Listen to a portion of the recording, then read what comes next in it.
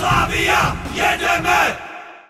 Tak my sme už konečne potrebovali niečo, takýto výsledok na to, v akej situácii sme a preto si myslím, že dneska chlapci neskutočne ukázali vôľu po víťazstve. Ja by som rád aj za chlapcov venoval to víťazstvo tým divákom, ktorí dnes prišli a nám pomohli, pozbudili nás.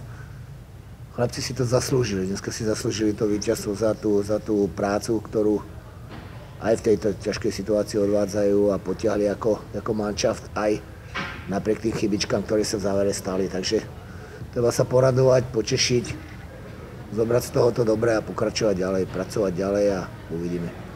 Takže ešte raz klobúk dole pred chlapcami za dnešný výkon a hlavne za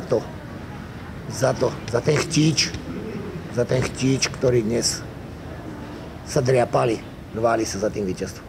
Samozrejme, že určite lepšie sa hraje, keď je tá atmosféra viacej a najmä v takej veľkej hale krásnej, ako je Ovtučko, takže keď príde viac ľudí, určite tá atmosféra je lepšia, ale